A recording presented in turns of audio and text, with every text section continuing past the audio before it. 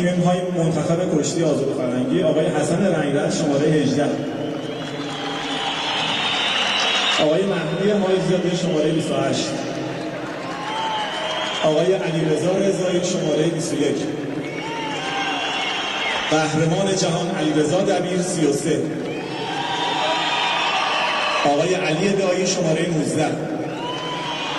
آقای رسول خطیبی شماره 35،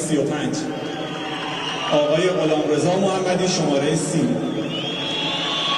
آقای پژمان درستکار شماره 1.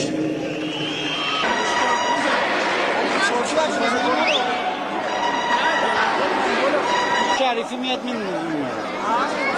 عقب‌تر واسه بیا بینا نجومی تو